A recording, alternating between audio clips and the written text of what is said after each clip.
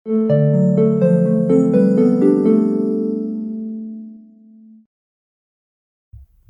And welcome to the worldwide post. दोस्तों, BRICS को लेकर बड़ी खबर निकल कर आ रही है रिसेंटली। अब टर्की, पाकिस्तान के बाद एशिया से ना मलेशिया और थाईलैंड भी ब्रिक्स में ज्वाइन होना चाहते हैं। ये मेजर अपडेट्स है गाइस, और ये कंट्रीज ने ब्रिक्स को एक फॉर्मल रिक्वेस्ट भी भेजा कि हम आपके ब्रिक्स में ज्वाइन होना चाहते हैं। अब इसके बाद यूएसए, यूरोप को यह देखकर बहुत बड़ा झटका लग चुका है। लेकिन वेट, आखिर इतने सारे कंट्री ब्रिक्स में ही क्यों ज्वाइन होना चाहते हैं? तो ये सब के बारे में हम बात करेंगे। लेकिन अगर हम ब्रिक्स की बात कर रहे हो तो सबसे पहले हमें ब्रिक्स की हिस्ट्री के बारे में भी पहले बात कर लेना चाहिए। फिर मलेशिया और थाईलैंड की ब्रिक्स मेंबरशिप पर भी हम बात करेंगे।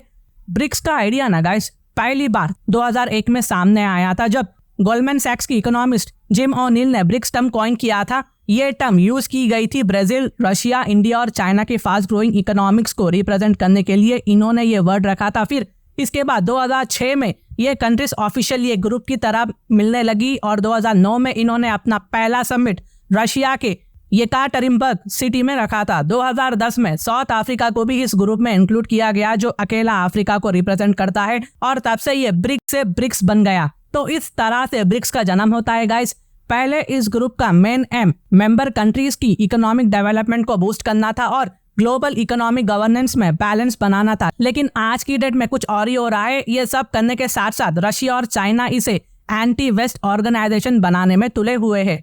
और ऐसा करने का भी एक रीजन है गाइस, क्योंकि देखो दुनिया एक ही मोनोपोली देखकर थक चुकी है। यूएस लेड इंटरनेशनल ऑर्डर से कंट्रीज अब फ्रस्ट्रेट हो चुकी है। तो ये एक रीजन है गाइस। एनीवे दोस्तों, इस हफ्ते रशियन प्रेसिडेंट व्लादिमीर पुतिन और चाइनीज प्रीमियर ली कांग ने साउथ ईस्ट एशिया में अलग अलग मीटिंग्स किया है। ये दोनों ब्रिक्स के मेंबर्स है और चाइना रशिया का टारगेट है वेस्टर्न लेड इंस्टीट्यूशन को बैलेंस में रखना और दुनिया को मोनोपोलो नहीं बल्कि मल्टीपोलर वे में रखना। कम से कम अभी के लिए तो रखना है, बाद में ये एंटी वेस्ट ऑर्गेनाइजेशन बनी जाएगा।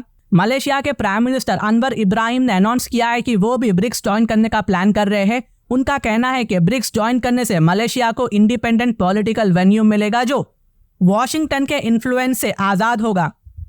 थाईलैंड के फॉरेन मिनिस्टर मैरिस ने कहा है कि ब्रिक्स उनका एक साउथ साउथ कॉर्पोरेटिव फ्रेमवर्क है जो थाईलैंड हमेशा से चाह रहा था इसमें ज्वाइन करने के लिए। इनके हिसाब से ब्रिक्स को ज्वाइन करने से साउथ ईस्ट एशियन नेशंस को यूएस चाइना कंपटीशन के टेंशंस को बैलेंस करने का एक मौका मिलता है।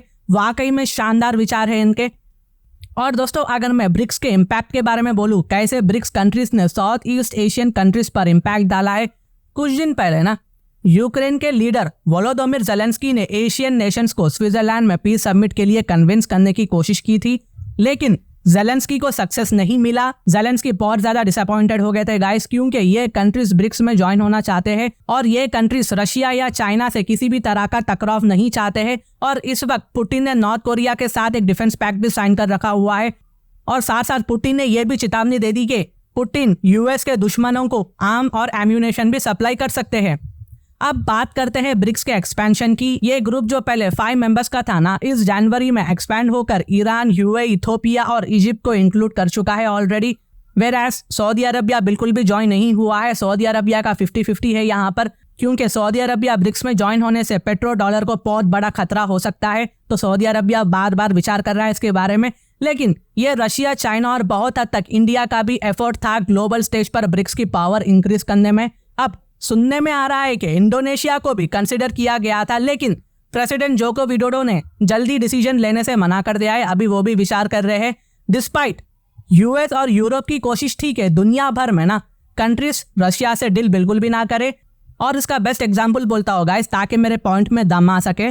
यूएस और यूरोप देशों ने रशिया को आइसोलेट करने की पूरी तरह से कोशिश की थी, फिर भी 12 non member nations BRICS dialogue में आए। इन कंट्रीज में क्यूबा, वेनेजुएला, टर्की जो एक नेटो देश है, लाओस, बांग्लादेश, श्रीलंका और कजाकिस्तान, ये सब कंट्रीज एज अ गेस्ट ये ब्रिक्स डायलॉग में शामिल थे। वियतनाम ने भी अटेंड किया था और इस वीक रशिया के लीडर को भी वेलकम किया गया था यहाँ पर, चाहे यूएस ने कितना भी ऑब्जेक्ट क्यों ना किया हो।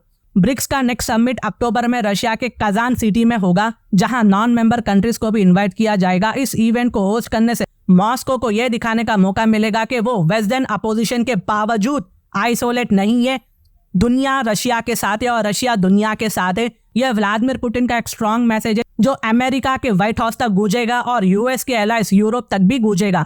और प्लस दोस्तों ब्रिक्स का इकोनॉमिक साइड भी काफी ज्यादा स्ट्रांग है। मेंबर्स ने $100 billion foreign currency reserve pool कर रखी हुई है, जो इमरजेंसी में एक दूसरे को लेंड कर सकेंगे। ये लोग इमरजेंसी में ये काम आएगा ये सब कंट्रीज के लिए। न्यू डेवलपमेंट बैंक भी ऑलमोस्ट 33 बिलियन लोन्स को अप्रूव कर चुका है, जो मेनली वाटर, ट्रांसपोर्ट और इंफ्रास्ट्रक्चर प्रोजेक्ट्स के लिए रखा गया है। मलेशिया के फॉरेन मिनिस्टर सैफुद्दीन ने कहा कि ब्रिक्स ज्वाइन करने का एक कारण उनके पास IMF जैसा इंस्टीट्यूशन के खिलाफ नेगेटिव सेंटीमेंट है, यानी उनको लगता है कि IMF जैसा ऑर्गेनाइजेशन अनफेयर होता है और इसलिए वो ब्रिक्स में शामिल होना चाहते हैं। सोचिए ब्रिक्स का इम्पैक्ट बहुत ज्यादा बढ़ चुका है गाइस।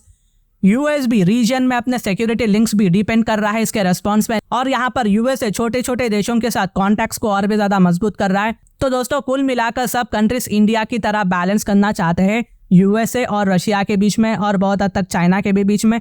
तो ये कुछ अपडेट्स थी गाइस जो मैंने आप तक लाया है। अगर मेरी वीडियो इन्फॉर्मेटिव दिखे तो इंटरनेशनल अफेयर्स के लिए आप मेरे चैनल को सब्सक्राइब कर सकते हैं। Thank you for watching, thank you for hearing, and I always say God bless you all.